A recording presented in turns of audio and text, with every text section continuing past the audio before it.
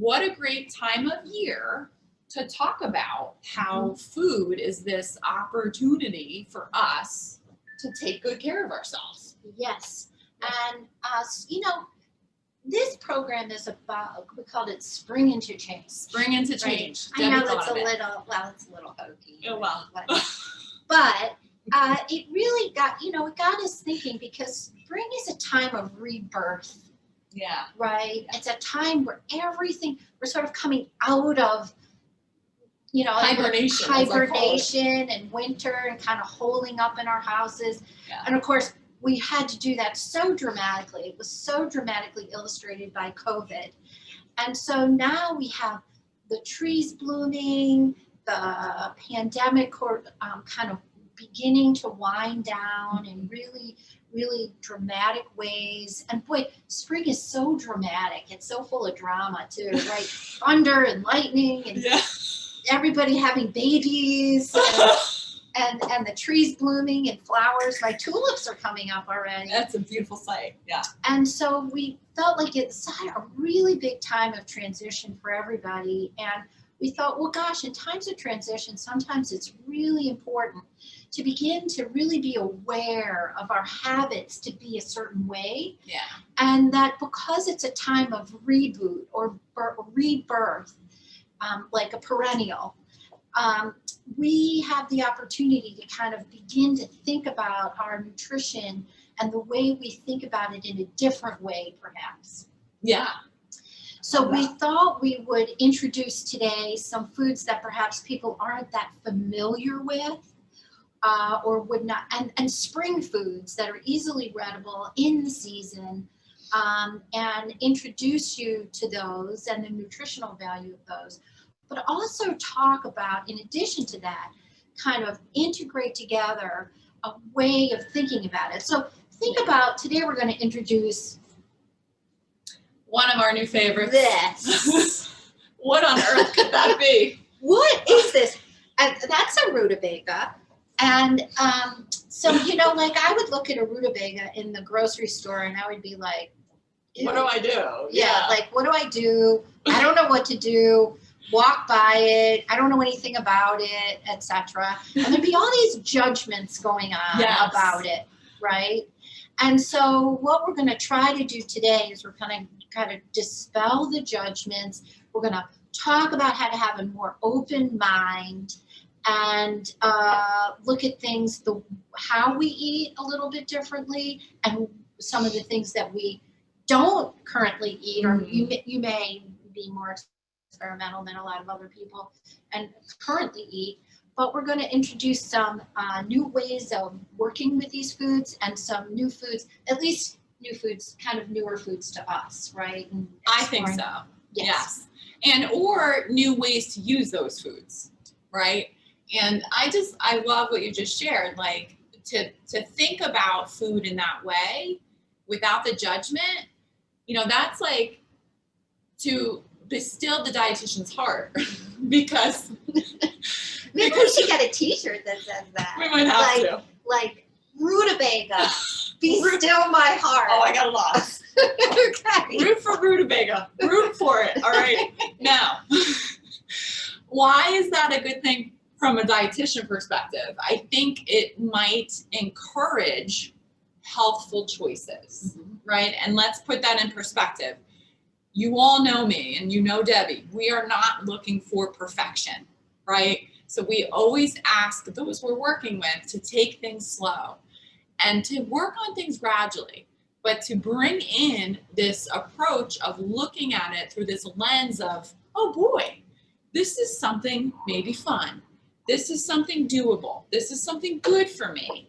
But never the opposite. Never this like forced pressure of I should do that, I'm supposed to do that. We're less likely to follow through. And it's just not a peaceful way to go about eating healthy. So I echo what Debbie has shared as she's displaying so nicely, all of our props. We want to think about, eating and healthful eating in that way.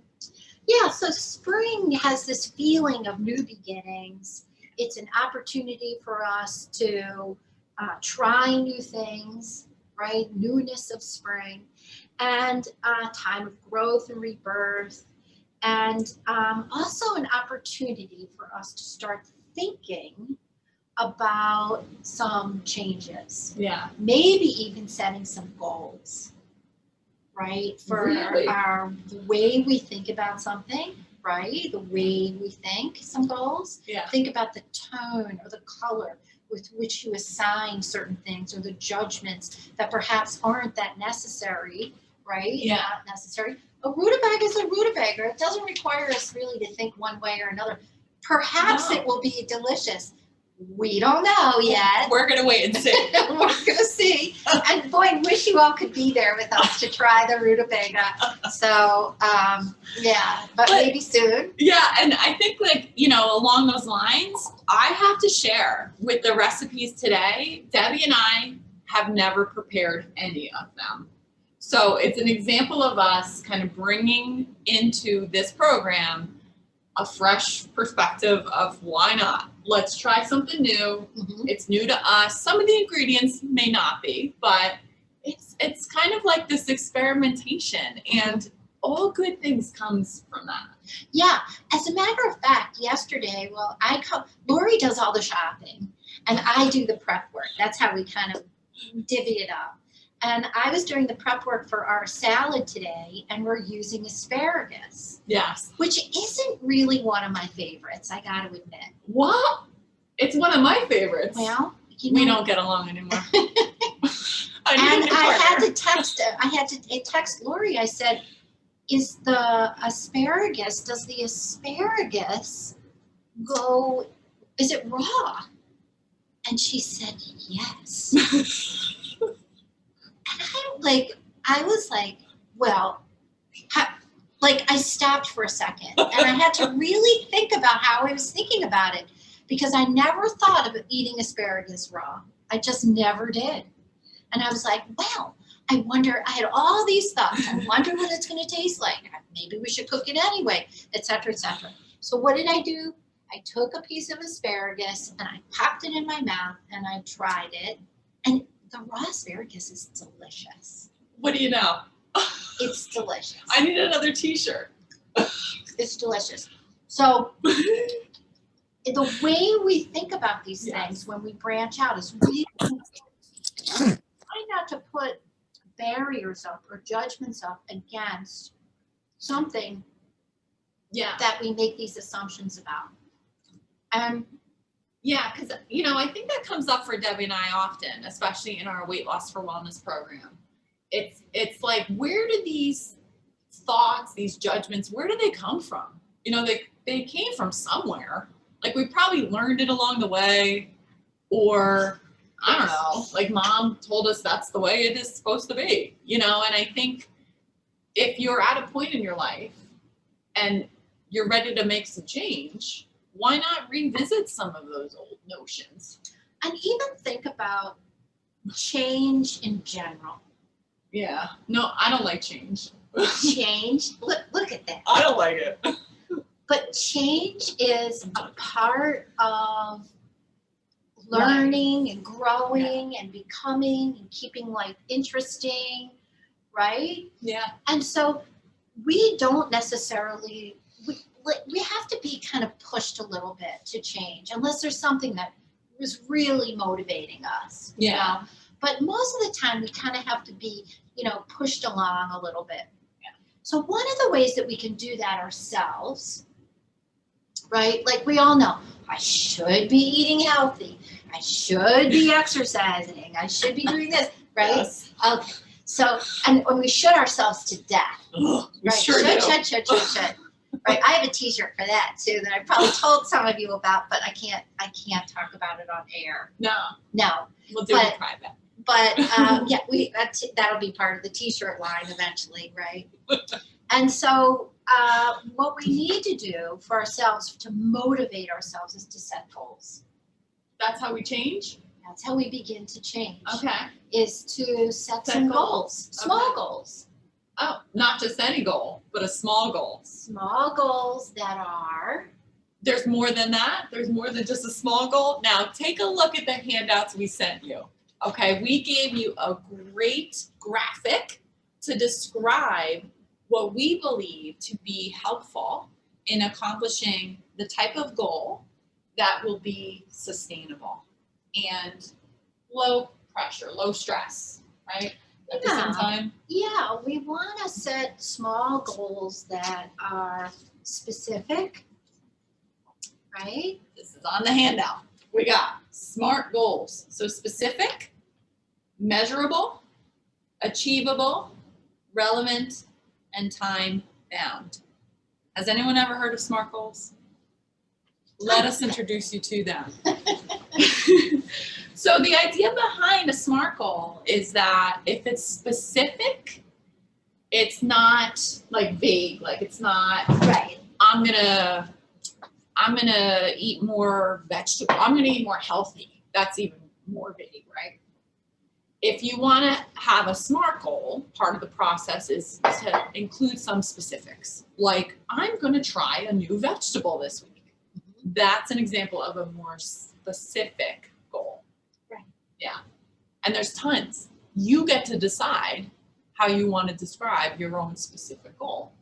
Right. Right. And usually a really easy goal is one that on our handout it says break it down into break it down. Yeah. into the steps. Yeah. But an easy goal is like, I'm going to eat an extra cup of vegetables every day. Yeah. Right? That's kind of an easy. And that's broken down into steps. Yeah. Yeah. So see if you can come up with something, because this is the perfect time to begin those changes, right? Mm-hmm. We're all like antsy to get out and do and be more active and be more involved. We're kind of done with sitting around and you know waiting. So what a great time to like new beginning to set some little goals that might be really impactful in terms of your health goals. And that's the great point. You know, I think in the shoulding of healthy eating or any lifestyle healthy variable, we often maybe we set too high of a goal. You know, like we're so gung-ho that we might want to think about going like 0 to 60 because the motivation's there and we're like, I'm going to do this, I'm going to do that. Yeah. What we know is that health doesn't require that. And also goal setting in that way is probably not going to be sustainable. So we want to try to set ourselves up for success. But the great news is that small goals really provide significant results. Mm-hmm. And that's not something I think we all think about. Right. Right? Because we feel this pressure in our society to accomplish, go, get it done. Right. And we often set like these, like, I'm going to eat healthy every single meal, every day. Every day, all day. And I'm never going to have any sugar ever again. Ever again. Right. We would say, whoa. Let's pump the brakes. Yeah. Yeah. I was going to say slow your roll. Even better. Pump the brakes. Yeah. So yeah. Yeah. And so we thought we'd introduce SMART goals. I probably have done this before with many of you, but the way we want to start is by being specific, very specific about what you'd like to do. And then the next step. If you can measure a goal, that's a SMART goal as well. Yeah. So in the specificness of the goal, if you can include some way to measure it. So in the example that Debbie just gave, I heard specifics, but I also heard ways to measure that goal.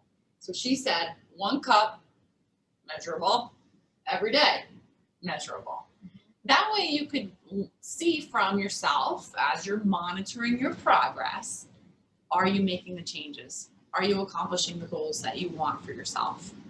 Now, if you're not, what do we do? What if we don't accomplish a goal? We just give up? No. We go, what do we do then? No, what we want to do is, I don't rethinking that goal actually, because what we would say is 1 cup of vegetables every day.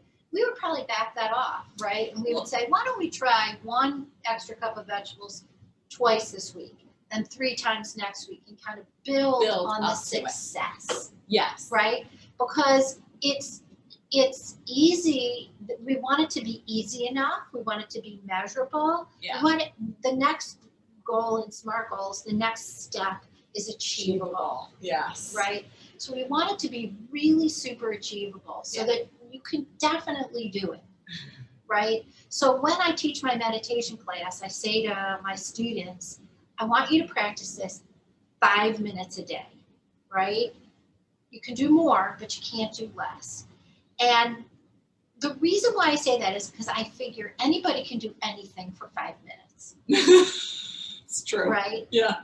And so that's what we ask for. It's because we want to build on the success. Yeah. And so super achievable. And that requires you being honest with yourself. Right? Yeah. Yeah. And then the next part of a SMART goal is to make it be relevant. So that means something that's important to you. And this comes up all the time with people I work with. They come to me with a list of questions. It's literally the first session together. And they have a full page of questions. And we have an hour to spend to try to address all those questions. But if I'm going to be helpful and provide some solutions for that person, we're probably only going to focus on the one that's the most important for him or her. Okay? Now you probably have a list. I think we all have a list of things we'd like to change or to set goals around. Yeah. I vote that you go with the one that you feel really matters, is really important to you. Yeah. Yeah. Because then you're more likely to want to invest the time and energy into it. Yeah. Yeah. And then the last one. Time bound. Yeah. So you want to say to yourself, okay, I'm going to do this within this time period, right? This week, right? This day, this month, whatever. You don't want to go too far out. No, probably not. Yeah. You want to make it kind of here and now. Yeah, and that's where you get to decide again. If you're having a rough week ahead and you just want to get through the day, make a realistic SMART goal that's time bound based on your schedule, your life, and what else you have going on. Yes. Yeah. Those are SMART goals. All right, now you know. Yeah, and think about that in terms of the way we feel about the season, right? And coming out of COVID and everything else. Really a great time to, there's a lot of energy in the air, a great time to think about some of the changes that you may want to make going forward. Yeah. So before we get to our mindful eating strip, we want to get the rutabaga in. I love the way you pronounce it too. It's probably my Philly accent. Because I'm like, rutabaga. Rutabaga. Tomato. I wish we could see from a show of hands, how do you pronounce it? Have you ever had it? What is this? What is this I'm holding? So we want to get that into the boiling water. So Lori is peeling it, and she is going to slice it up, and she wants to show it to you also. It's got a purple and white skin. Yeah. And she's going to talk about the nutrition of the rutabaga as she, I can talk about it. Yeah, well, so rutabaga is in one of my favorite families of vegetables. That is the cruciferous. She knows, because it's all I ever talk about. So we have several of ingredients that belong to that family, and rutabaga happens to be one of them. And this guy, I actually got in my produce box. You'll find it in most grocery stores. It's a root vegetable. It's a cross between a turnip and cabbage. Do you want to talk about it? Yes. Okay. You got your knife. And do you smell it? It's like horseradishy a little, I think. Yeah. So I think that's a little bit of the cabbage coming out. But that smell is what helps distinguish it in terms of the chemicals, good chemicals, right? There's maybe not so good chemicals in our environment, but then there's good chemicals in the foods we have here today. And it imparts that kind of kick spice, like it smells a little spicy. Like spicy, like the way you just said horseradish, right? Yes. Yeah, which is horseradish root. Yes, which is in the cruciferous vegetable family. And that smell is actually sulforaphane. And this is where I start to sound smart. Well, you are smart, so there's that. And can you believe that smell has implications for our health? And we call it a phytochemical. So you probably, if you've ever spoken with me or have attended a program, you did that rather quickly. Let's dump it in. So we're going to put this into our pot of boiling water. It's going to take a little time. And what we're doing is we're rethinking mashed potatoes. And we're going to mash our rutabaga. Because why not? It's something new. Spring's the perfect time. Yeah. So it's all going to go in that boiling water. I have to turn up a little bit. But back to cruciferous vegetables. So phytochemicals are the flavor, the spice. That's actually what we would get from horseradish or some other cruciferous vegetables. The color, those red strawberries we're going to dive into a little bit later. And then also to the aroma, which we smell from this rutabaga. Yeah. Those are all different phytochemicals that in nature give the plant protection. Oh. They actually, I know, it's crazy. So here's what's even better about it. When we eat the phytochemicals, the protection crosses over into our bodies. Wow. And it really has some great implications, including anti-inflammatory properties, antioxidant properties, but also seemingly to help protect our immune system, which we all want to tap into right now if we can help it, right? So it's just one example of the family of, Debbie's going to prepare the recipe for me because she's doing great, of cruciferous vegetables. And what we're going to do now is we're going to heat up some, if you had milk at home, you could use milk. This is a cup of milk. Half a cup, or you can use an alternative. Now, do we want to talk about it? The alternative we're putting in here? Yeah. Okay. I'm going to let you take over because I'll bring it over. Okay.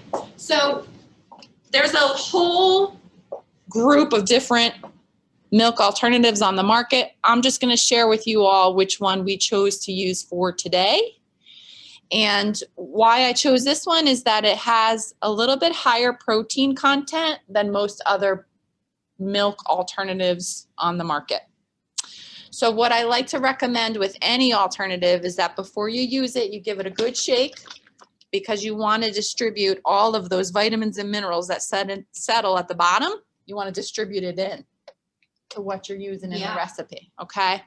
So because people ask, I'm just sharing which dairy alternative we went with today. All right. And you can see per cup, there's about 10 grams of protein. A lot of people ask me about almond milk. I want you to compare, if you're an almond milk drinker, if you're looking to get more protein, look per serving how much protein is in your almond milk. It's about 1 gram. So we chose to go a little bit higher for our recipe today with this. Yeah. Yeah, almond and cashew. Yeah, and what they do is they actually add a pea protein. Oh, that's what gives it more protein. Yeah, so it gives it more protein from the pea protein that's added to it. Nice. Okay. So to the fortified almond milk, cashew milk, yes, I am adding fresh sage and bay leaves. And the sage is fresh sage from the grocery store, from the fresh herbs and herb aisle in the section, fresh food section, produce section. And we're just throwing that in. And they're also asking us to smash it and watch what Lori does. I just like to smash like this. It wasn't that dramatic, but So you just place the garlic clove under your knife and Give it a smash whack. it down, and then just throw it in. So And you we're putting in a pretty big garlic clove. yeah. Because we like our garlic. And this is asking for a little salt and a little pepper, and we like to use kosher salt or sea salt, and a little grind of pepper, and we're going to let that cook, and that's going to take a little while. That's why we wanted to get it started. We're kind of like infusing the milk with the flavor, with the herbs and the garlic and the salt and pepper. Yes. I'm going to turn it down a little bit. So that's the rutabaga, and so we're going to get that started, but now we want to come back to kind of the way we're thinking about all of these changes, and it's so easy for us. I'm ready. I can't wait to hear what you say. It's so easy for us to be on like mechanical in the way we go about our lives. We do it this way. We get into these routines. We put some structure in our life is good, but we get into these kind of ruts or routines where that we get used to it, but we're not exactly paying attention. It's just like life is going on and we're not really paying attention. I was noticing that last night. I was sitting, we've gotten in the habit of we come home, we cook our dinner together, we eat, and then we have a show we're watching. It's like, want to go watch your show? Yeah, let's go watch a show. And we go, but really it's time to kind of break that up a little bit, right? Maybe go for a walk or do something else. Find ourselves getting in this routine that isn't necessarily something that feels we feel positive about after a while. It's just something that we do, right? And it takes a certain frame of mind to get us out of those kind of habits or ruts, right? And one of the ways that we can do that and start thinking about it differently is through being aware or conscious about really setting an intention to pay attention to our lives and to bring into our lives things in our lives that are going to make us happy, right? And so think about the things in your life that you pay attention to or you don't pay attention to, and maybe you need to pay a little bit more attention to. And often we are really mechanical and we just kind of fall into a pattern regarding how we eat and what we eat. Right. So we're trying to break that up a little bit today. And we're gonna do a mindful eating exercise that's really gonna ask you to pay attention to how you're eating. And while we're doing this exercise, we've asked you before the class to have something at hand like a cracker or a strawberry or a blueberry or something that you can do this exercise with. I'm gonna do it with a raisin. I have a pistachio. I'm gonna do it with a raisin because I like raisins, but a lot of people, I don't know what it is about raisins. That's another thing we judge. Yeah, well, people judge the little raisin, right? But so we want you to, and this exercise is just, I know it'll be a little weird for some of you, but bear with me because it's really going to illustrate our approach to food. Usually we see all the time that we eat in front of a TV. Think about whether or not you're actually what you're paying attention to if you're eating in front of the television. Are you paying attention to your food or are you paying attention to the TV? The science says that we can't pay attention to both of them at the same time. Now, multitasking is the ability to go back and forth really quickly, but we find that when we're doing work, the quantity of our work and the quality of our work goes way down when we are multitasking. Also, our experience, our subjective experience of it, the quality of that or the positive thinking regarding it goes way down also because it adds this level of stress. So the goal is peacefulness, right? I want to live peacefully. I know everybody else does too.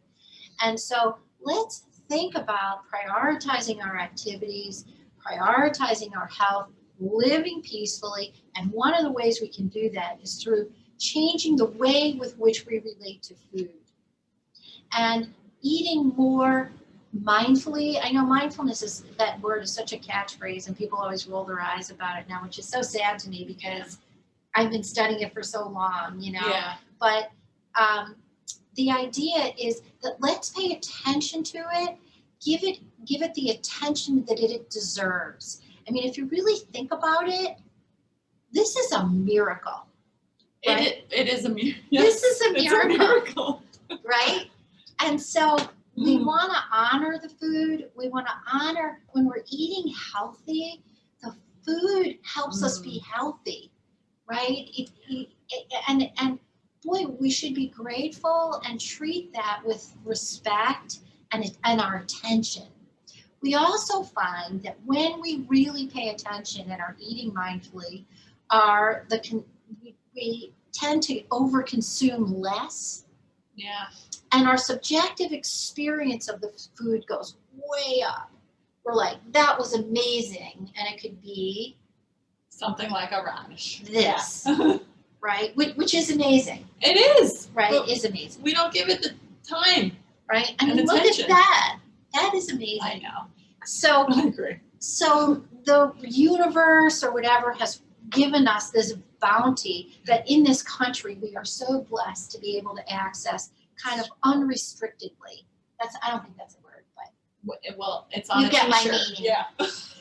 And so we just want to see if we can kind of reboot again, right, and begin to kind of think about things a little bit differently. And what a great time as we come out of this hibernation to begin to kind of think about things a little bit differently and pay attention to the things that are really good for us, that self-care piece. And one of them is how we eat.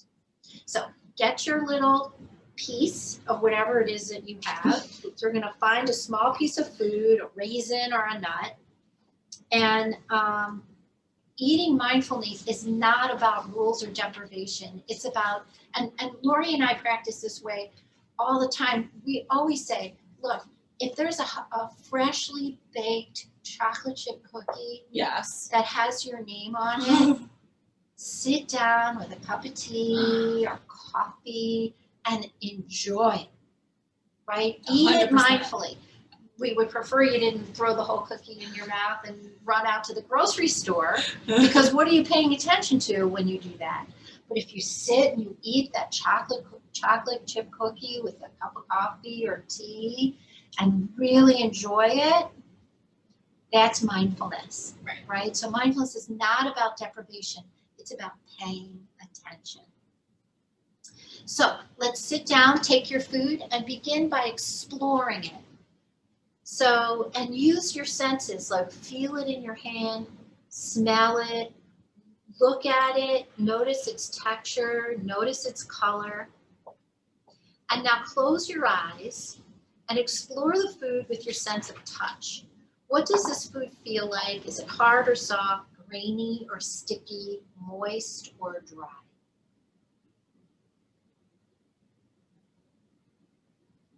Notice that you're not being asked to think, but just to notice different aspects of your experiences using one sense at a time.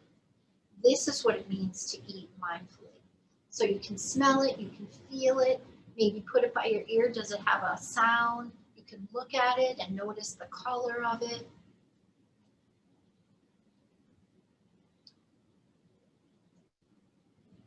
Now, let's begin to eat.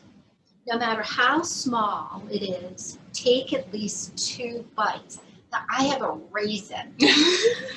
That's small. And she has a pistachio. I do. We're going to be like little squirrels. So 2 bites. Don't swallow. Okay, we're going to chew it very slowly.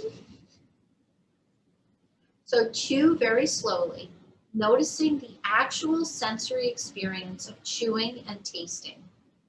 You don't need to think about your food to experience it. Maybe close your eyes and focus on the sensations of chewing and tasting. Notice the texture of the food. and the way it feels in your mouth. Don't swallow yet. Oh. Keep chewing, and don't take your second bite yet. Notice if the intensity of the flavor changes moment to moment. Notice how your saliva begins to dilute it a little bit, and the piece gets ground up between your teeth.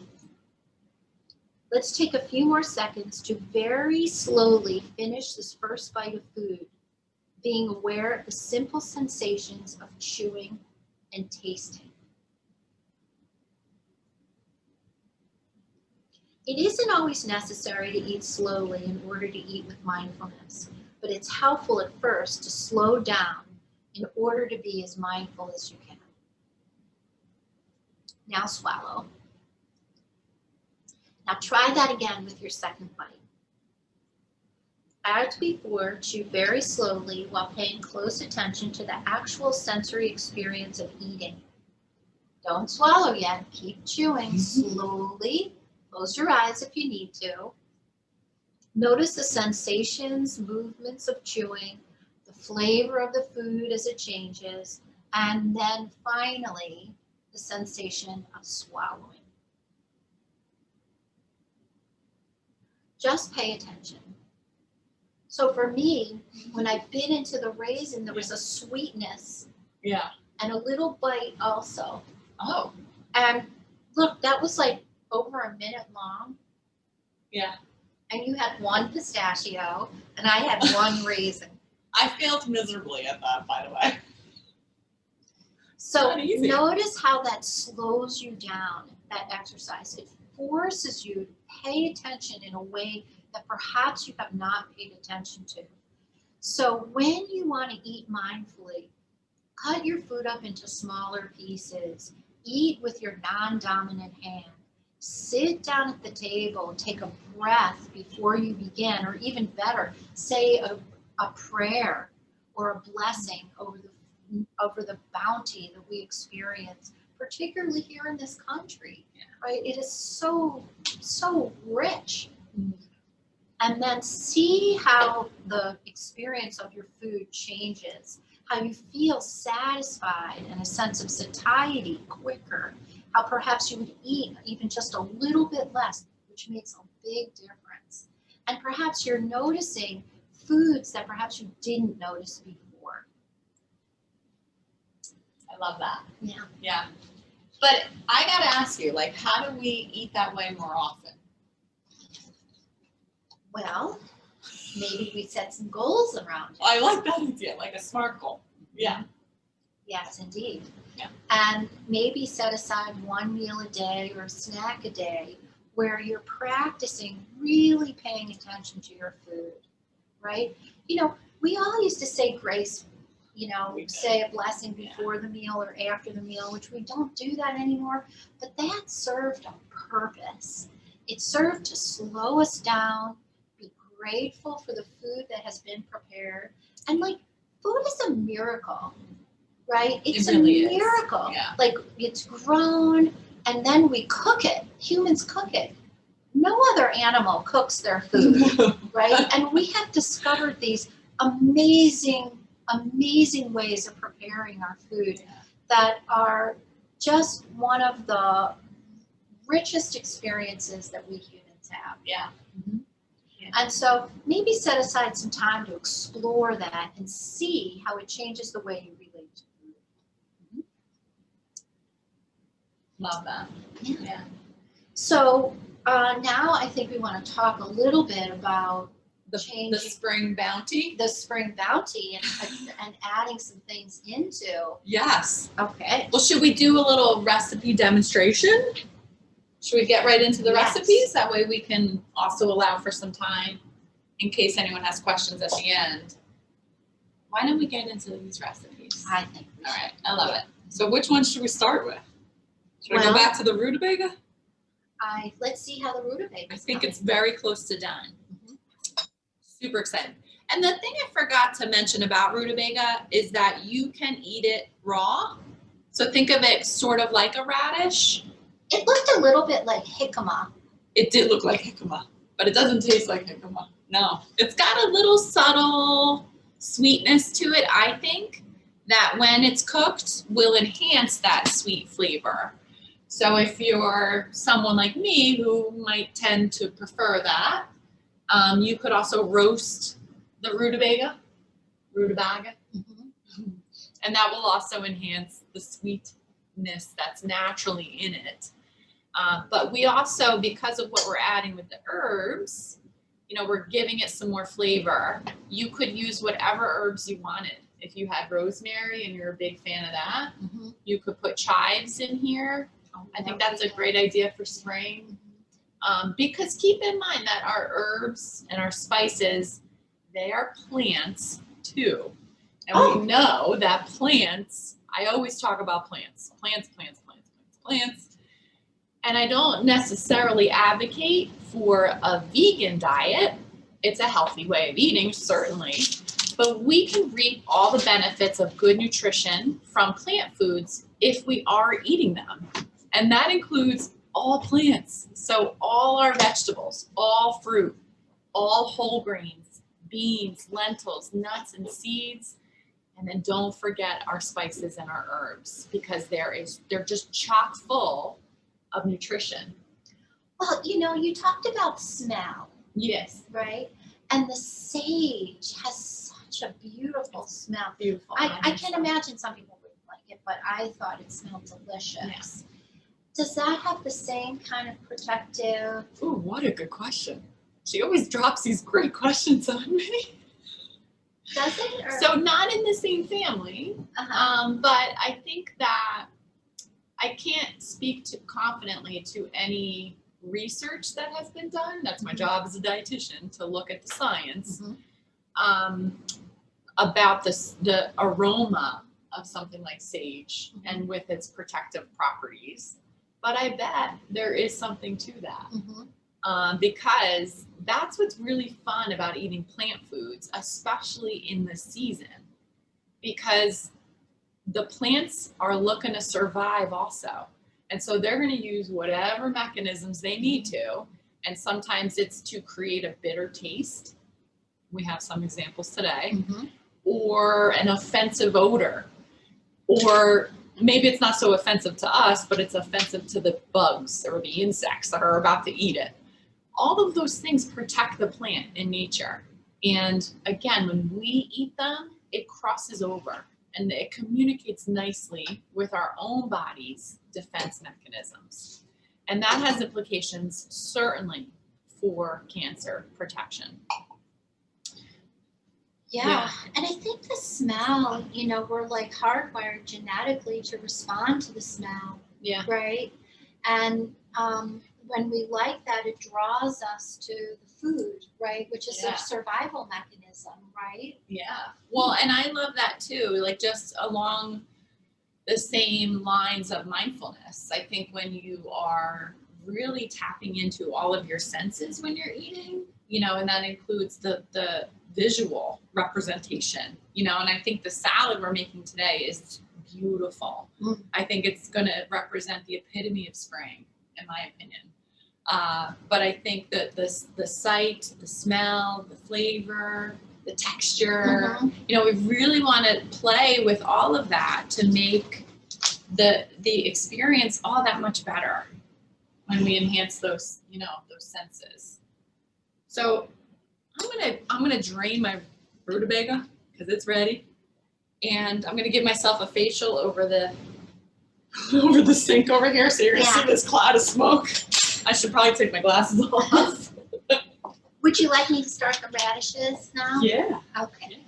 So the other thing that we want to get started, because we're going to quick pickle some radishes, and I don't know why all of a sudden I'm like really into pickles. I'm loving pickles. Yeah. So we're going to quick pickle these radishes. Do you want to talk about radishes, Lori? And I'm so excited to talk about radishes. Okay. So radishes, so I just drained that. We're going to keep the rutabaga right back in the pot, and we're going to take it off the heat. We could let some of the steam off. That's going to make the mashing all that much more delicious. But let's go back to radishes, okay, the star of the show with this recipe. So radishes are guess what? They're another member of the cruciferous vegetable family. Yes. And that spiciness is a phytochemical. So we call it sulforaphane. And there's an enzyme in all cruciferous vegetables called myrosinase. Smarty pants over here. I'm trying to lay it on thick. And the enzyme helps to convert some of the phytochemicals that are in the cruciferous vegetable into their more active form in our body. And then that has implications for cancer protection because it acts like an anti-inflammatory agent, or it tells cancer cells to die, or it turns our genes off that tell cancer cells not to grow, or turns those on, sorry. So it's like a light switch and it says, hey, gene, turn on. I want you to go throughout the body and tell cancer cells to die. This is amazing. This is like, it just blows my mind to think that that's inside a vegetable from the cruciferous vegetable family. And so radishes, I think, like, are underappreciated. You know, like they're like a garnish usually, like on a plate. Yeah. You know? Yes. And so I think, like, if, you know, it's a great time of year for them. And if you want to just have some around to snack on, why not? You know, or to add as a garnish that you will eat, great, because it's a cruciferous vegetable. And the best part of it is that it's consumed raw usually, and we're pickling them, so it will maintain the integrity of that myrosinase. And that's that enzyme that if we heated it up, it would render that enzyme less active. So then it's not as potent in the body and not really revving up all of those cancer protective mechanisms. Nice. Yes. And this is a quick pickle. So this is only going to take like 20 minutes. Correct. And we're good to go. So,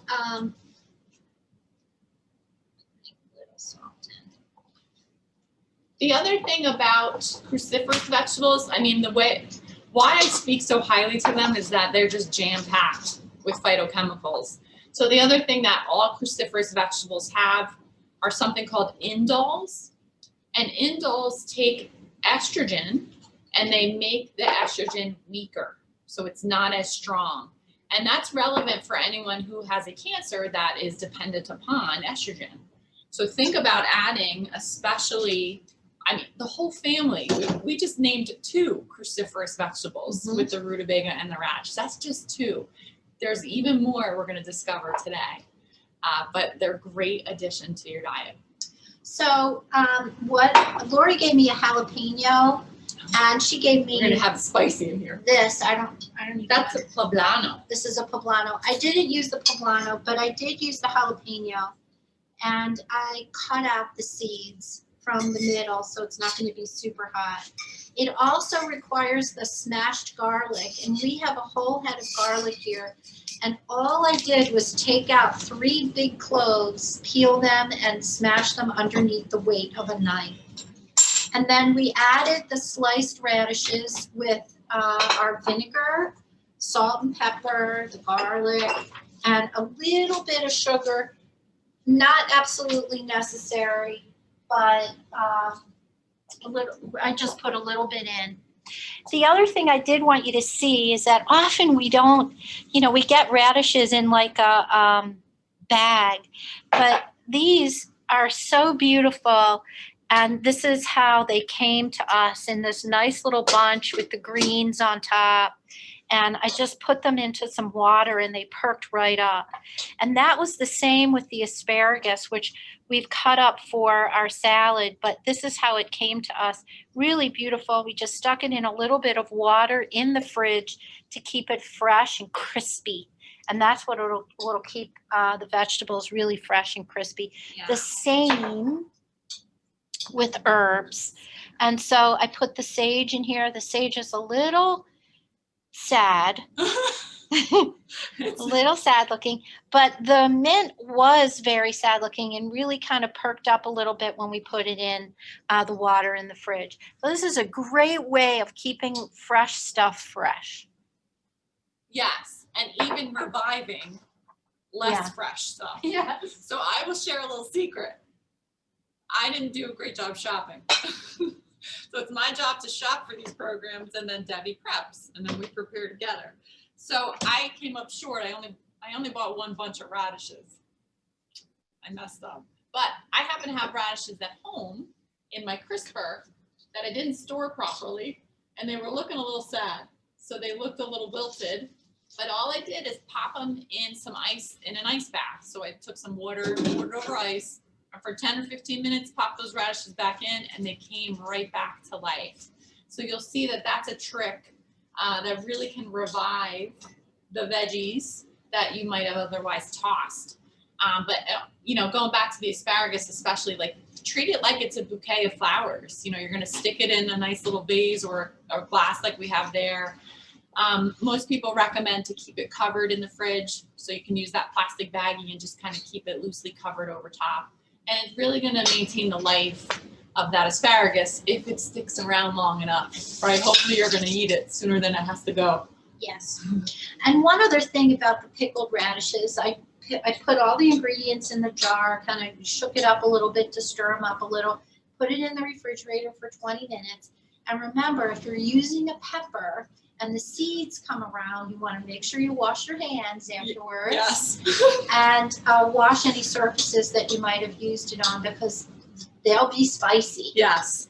So you want to be careful. Yeah. And Debbie and I, we've mentioned this before. We like our spice. Oh, yeah. We're big, we like spice in a lot of different forms. So if you're not a fan of that, that's why I brought the poblano, to demonstrate to you that if you wanted to use a more mild chili pepper, or you could just use bell peppers if you want to keep it, completely unspicy, then you could use that. So, take the liberty to mix up these recipes in ways that make sense for you.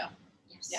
Mm-hmm. So I took my herbs and the garlic out of the milk, and I poured it into our mashed rutabaga. Well, our rutabaga that I'm mashing now with a fork because we don't quite have the equipment here. Oh, we don't have a masher? So that's okay. We're going to make it work. I mean, somehow it'll get done. But we don't have a masher. And I don't even think we have a blender, but, we're coming out of a pandemic. So we're going to do the best we can. And it's on its way, but I'm just going to use my fork to kind of keep mashing. Okay. It smells great. It does. It's going to just take some time. You want to try? Not yet. Not. So I think the next one we'd like to work on, do you want me to mash that while you demonstrate the strawberries? Yes, let's do Okay. that because they're going to take a little time. All right, so I'm going to come around. I got to bring my recipe with me. I have it. So another, I think, classic spring fruit is our lovely strawberry. I wonder, let's just switch. That'll probably be easier for this way. So I love especially fruit that's in season because it's going to taste the best, right? So, we're not quite there yet, but we're getting there with our fresh produce and in terms of their peak season and their peak flavor. But as we approach the late spring and all summer long, we have access to some great, fresh, local produce that has maximum flavor, right? So if you're someone who is looking to maybe reset your sweet tooth or just... Oh, why don't you tell them what that means, Laura? So she wants me to explain that a little bit more. Okay, so resetting the sweet tooth. A lot of times Debbie and I work with individuals and even for ourselves who were maybe very accustomed to some highly, highly processed foods that we would describe as not really being food. They're edible and they're sort of like food, but there's more, additives. They're very engineered. And they're engineered is a great way of putting it. So that they're sort of like a lesser version of the original form. And because that happens, there's a loss of flavor. We know that there is a loss of nutrition, but there's a loss of flavor. So what do food companies need to do if they want us to keep buying their products? They got to add flavor, and they got to add a lot of it.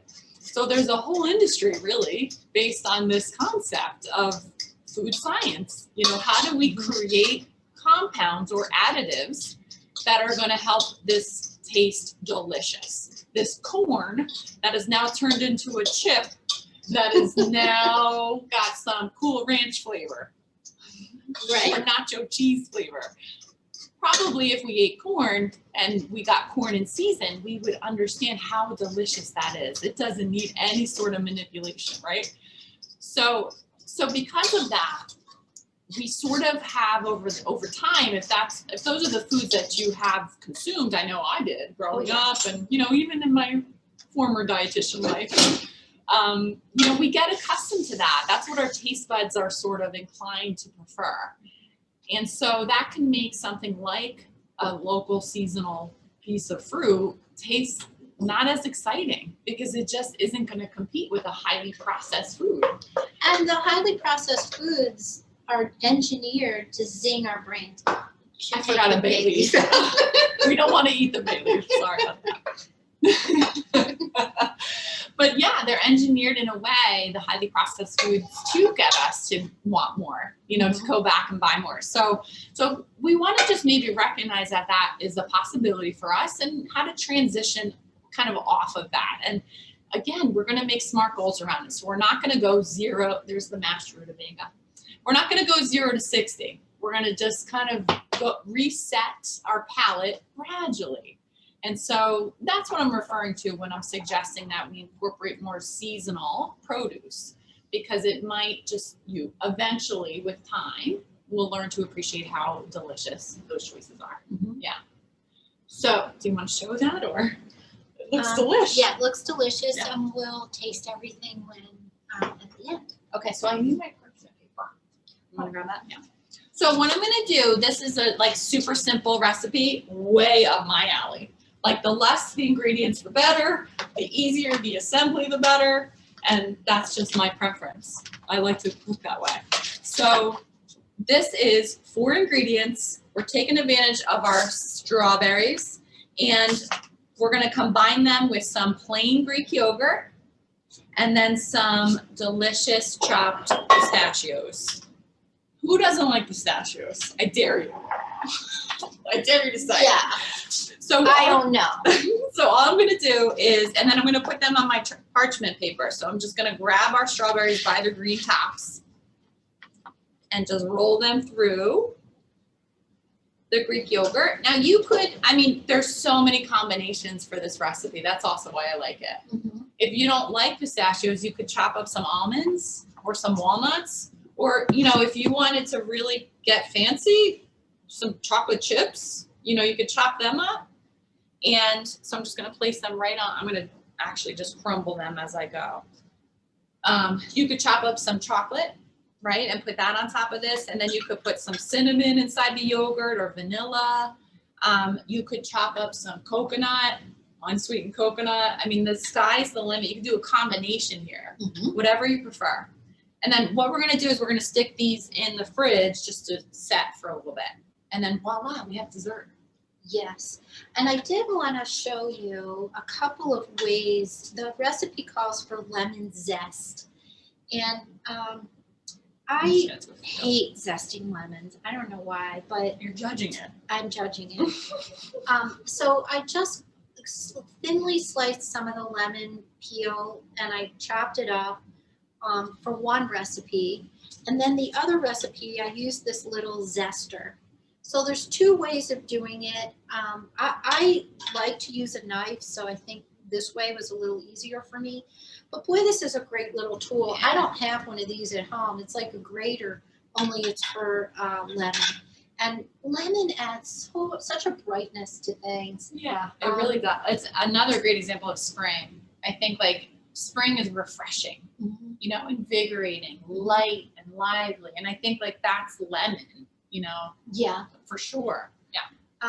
And I'm only gonna do those. the skin, and of course vitamin C. Yes. Yeah. So I have them sitting there. Hopefully you can see. And then I'm just gonna sprinkle the pistachios on over. And it's really sort of pretty looking as well. Oh, it's so pretty. And pistachios. Here, I'll hold this up while you do that. And pistachios are like, again, remember I talked about color, the phytochemicals in plants. Another really good example. I'm going to try and show you if I can. I mean, look at the color. That's a pistachio. There's different colors, green, yellow. There's even purple. This one rolled over. Uh-oh. That's all right. We're going to just, we like to make it messy. That's the only way to have fun here. We probably could, after they set a little bit, roll it again. Mm-hmm. And then we're going to top this with some of that zest.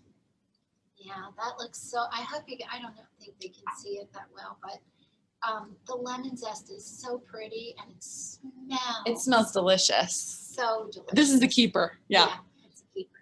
And if you're not inclined to have dairy, you could use a substitute for your yogurt and play around too. Like if you prefer a vanilla flavored yogurt in this, that would be fine, right? It's the idea is that you're creating a dessert that incorporates a really nutritious package because of the addition of the lemon and the pistachios and then of course the strawberries.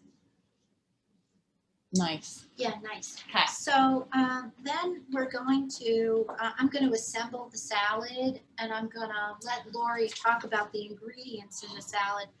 But the nutritional value, but we've taken, this is a mix of arugula and spinach.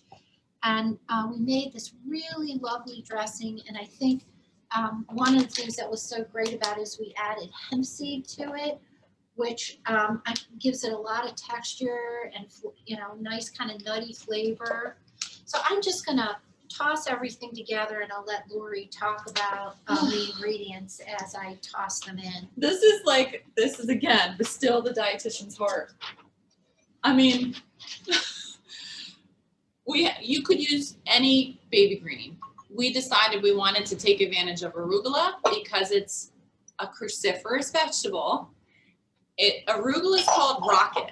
All right, so if you've ever seen rocket salad on a menu, that's arugula. And we bought the baby versions of arugula, and then there's spinach in there as well, because they're a little more mild and a little less work, to be honest. So I think it's, a convenient option to take the bagged and the contained baby lettuces, and the sky's the limit now. There's a lot of different fun baby lettuces on the market, and then you have a little less prep work by doing that. And if you don't like arugula, you could use definitely all baby spinach here. What else was I talking about? I forgot. Well, asparagus. So the other ingredients in this salad, I mean, this is spring in a bowl, in my opinion. We have the asparagus. What do you mean? I'm going to use the rest of these. Yeah, I love it. We have the asparagus, which I kind of, blew Debbie's mind by suggesting we have it raw. And yes, it's possible to have asparagus raw. There's so many delicious ways to have asparagus: roasted, grilled, sauteed.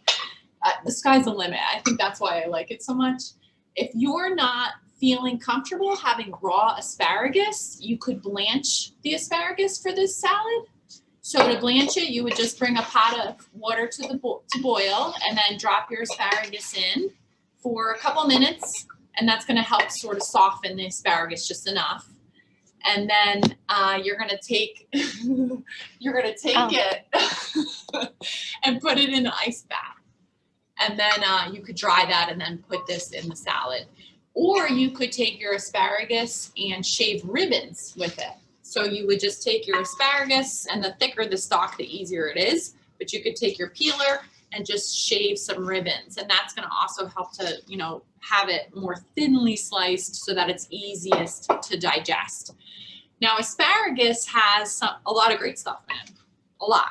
But the one thing I want to highlight is the inulin that's in asparagus. And inulin is an example of a prebiotic. So prebiotics are what the healthy bacteria and other microorganisms that live in our gut, they need to eat. So they like to eat prebiotics. And when they're fed really well, they behave very well.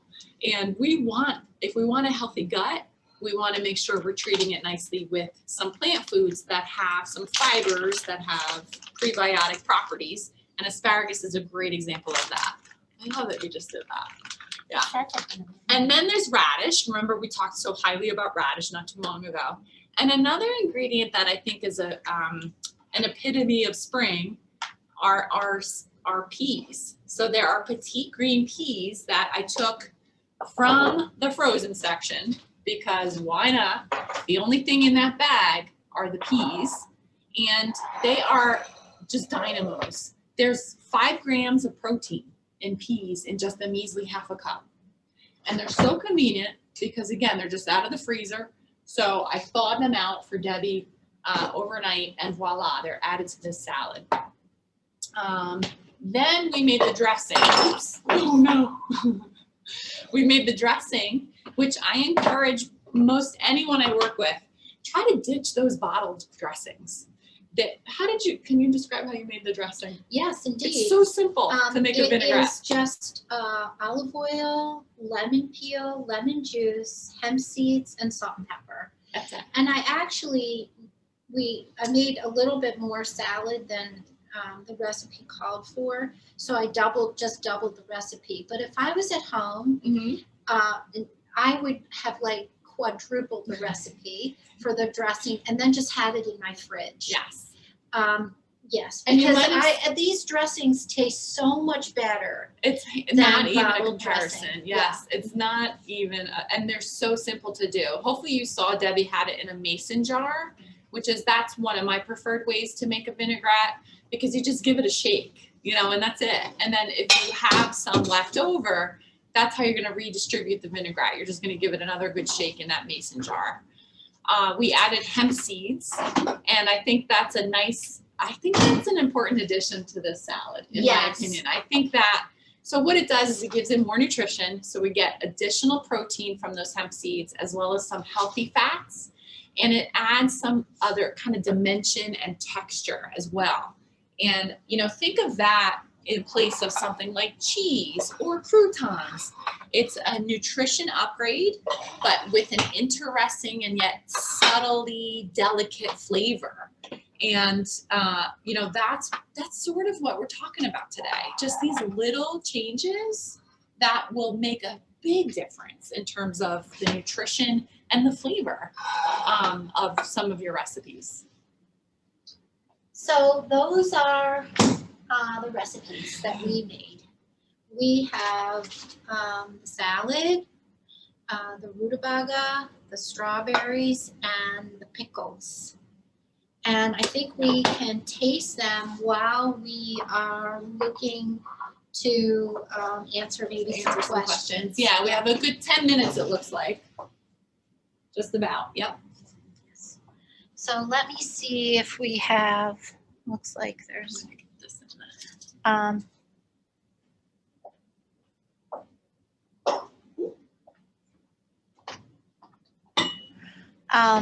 okay, so can you eat radish leaves? What a good question. Thank you for asking that question, because I wanted to speak to that. Yes, you can eat radish leaves. Try to say that 5 times fast. So what I usually like to recommend with things like the tops of beets or carrot greens or the tops of radishes, if you're not sure what to do with them, a very simple template to follow is to saute them on the stovetop with some garlic, salt and pepper, and olive oil. And they're delicious that way.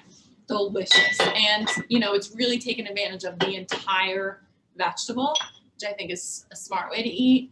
But there's also some nutrition that we're missing out on when we don't eat those leaves. So great question. Yeah. Another question is, I think it's in regard to the rutabaga. Yes. What is this a cross between? So question mark and a cabbage. So a cabbage and what? Sorry, a turnip and a cabbage. That's what it's thought to be a cross between. Okay, and then Another question is, how long does homemade dressing last? Ooh, good question. You know, I think it depends what you add to it. So I don't know if Debbie mentioned there's vinegar in the dressing as well. And that's going to keep for a while. I would say keep it for a week just to be on the safe side, but technically I don't know how long that would last. I keep mine for a long time in the fridge. I mean, vinegar helps to keep it safe. Mm-hmm. So, Yes. Do you recommend keeping it in the fridge then, or can you keep it in the pantry? I generally suggest the fridge. Yeah. Okay. And then final question is, would you please repeat the ingredients for the salad dressing? Oh, you guys have all the handouts, but apologize if you wanted me to go through it. What I put in the salad was arugula and spinach mix that I just bought, well, Lori bought at the grocery store. And it just comes in this container, so you just open it up and throw it in a bowl. I took a pound of asparagus and I just quartered it. I actually cut it in thirds. But the one thing you want to do with asparagus is you want to cut off the end, because the end tends to be really tough. And so you want to cut it off until it's easy to chew, the part of the asparagus that's easy to chew. And this breaks off really easily. It's not like stringy or anything. It's really good. Really good. I know, is that fun? It's just, I've never had this and it's delicious. I'm so proud. Yeah, it's delicious. Crunchy. I don't know, it's very mild, right? I could see this, like, if you're someone who likes to make a crudité, Mm-hmm. you know, like, just put this on, add this. It's seasonal. It's a rock star, right? Delicious. I think it's great. Yeah. And then we used just frozen peas and we cooked them and then cooled them in the fridge and threw them in the salad. I often keep different types of vegetables that I've cooked in the refrigerator. I roast a lot of vegetables at one time. I keep them in the fridge and I just add them. And so in this salad, we added the raw asparagus, the cooked and cooled frozen peas, just frozen, regular frozen peas, and radishes, which I don't necessarily like that much, but I think they'll be delicious in this. And I'm trying to open myself up to eating radishes because I've never really liked them that much, but they're super crunchy, a little peppery tasting. Mm-hmm. And then I think the secret ingredient, the two secret ingredients here are lemon zest, and fresh mint. Mm. And boy, I love fresh mint, right? Which Mm. is another, I'm sure, really healthy herb. This is really easy to grow in your garden. Be careful though, keep it in a pot, otherwise it'll be it goes wild. Invasive. So, and this we just got at the grocery store, again, in the fresh food section. Put it in a glass with water to keep it fresh. Really super refreshing, I think, in that recipe. I'll often lemon, use the mint. Mm-hmm. It's so good. And then in the dressing is just olive oil, lemon peel or zest, some fresh lemon juice from the lemon that you used, hemp seeds, and salt and pepper. With all those flavors, there is not a lot of salt in this dressing. I think you get the flavor from particularly the lemon and the mint. And then the other thing that adds a lot of, it's like almost like a cheesy texture, like a Parmesan cheesy texture. Is the hemp seed. And boy, we've seen a lot about this, lately. Yeah. It's really high in protein. So a lot of people come to me with questions about how do I meet my protein goals? And, that requires an individual evaluation. But if you're looking to incorporate some plant proteins, hemp seeds are a great option because I think of their versatility and also their flavor. They're very mild and they're a seed, right? Technically, but they're not very tough on the digestive tract either. So I love what Debbie did at the end. She actually just took a handful and sprinkled some hemp seeds on top, just like you would with cheese, Right. you know? And I did so with the lemon. So you can't really see it up close. It's such a beautiful salad, the red from the radish, the yellow, and all the different greens, the yellow from the lemon zest, and the it looks like Parmesan cheese on top. It's the hemp seed, and you know, the shininess from the dressing. So Beautiful. And the smell is delicious, Yeah. lemony, minty, etc. Then we had a couple more questions. Do you use apple cider vinegar? And the other question is, are there certain things you should always purchase organic? Oh, great questions. Yeah, so, you know, use whatever vinegar you like. Apple cider vinegar it's a little subtle sweet. Don't believe in the headlines that it's like this miracle liquid that's going to cure everything, right? It's like take a shot of apple cider vinegar in the morning and it's going to just fix you.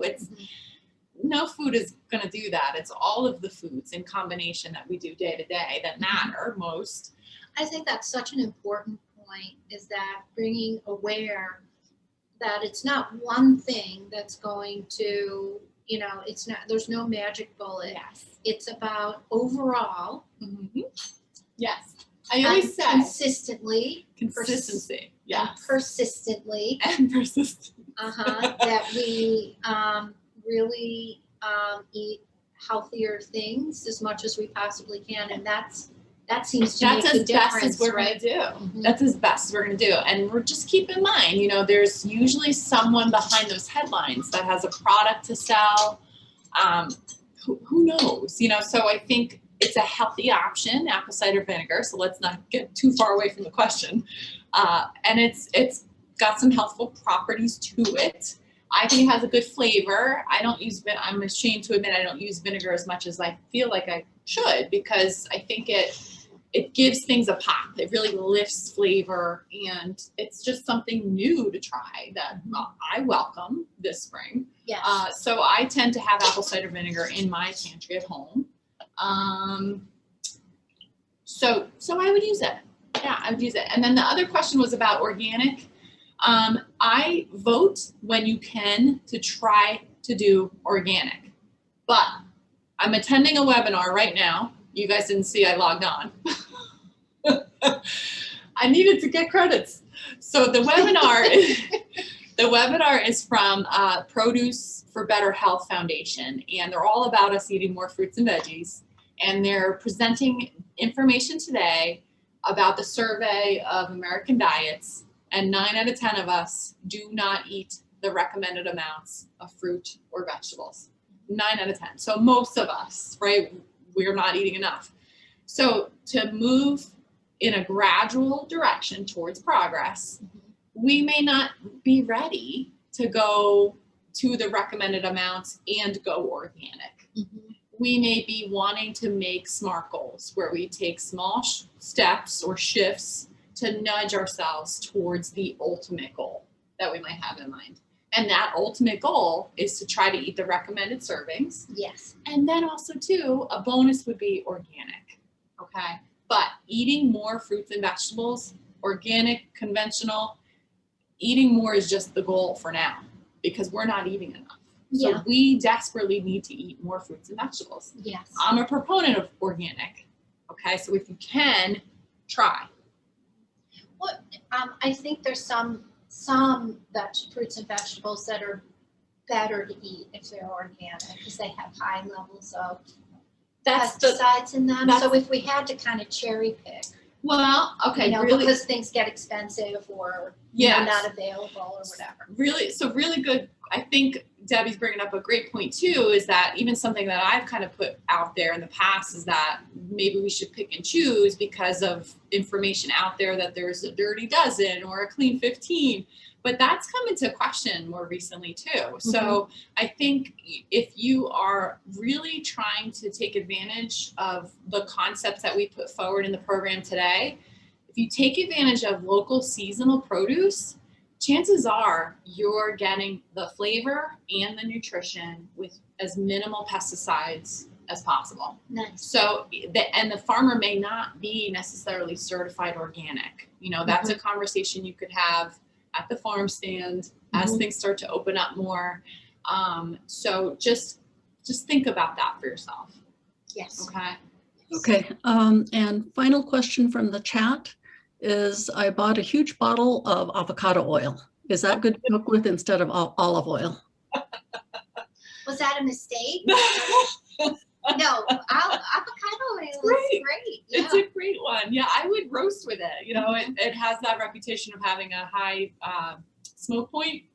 So I think it has great flavor. It's nutritionally a great choice. You know, I'd go through it, you know, because the thing that happens with oils is that as they go rancid, that's when they become problematic. And you know, an oil is a rancid oil by giving it a sniff. And if it smells like a crayon, it's gone bad. And I'd rather you just throw the oil out no matter what oil it is at that point. Okay, so just try to use that avocado oil and keep it from the elements, light, oxygen, and temperature, because that's going to preserve the oil, any oil, best. Well, we certainly have enjoyed our time together with you. I did taste the radish pickles, and they are delicious. We're gonna fight over them. We are. Just put your boxing gloves on, Lori, because I want those pickles. I have to say the rutabaga was just so-so. It was a B. Yeah, I hear you. It was a B. The salad I tasted is delicious. I may add a little bit more, either a little vinegar or a little lemon to it to give it a little bit more bite. But it is delicious. And I haven't tasted the strawberry. How was the strawberry? I liked it. The lemon on the strawberry was key. Yeah. I think. Yeah. So good to see you all. I hope that you enjoyed the program. Our first time back in the kitchen. So excuse us if there were a few snafus. We're very excited to be back. I'm sure you can feel that energy. But we hope that you will join us for Mindful Kitchen, some more adventures in the kitchen with Lori and Debbie. Nice to see you all.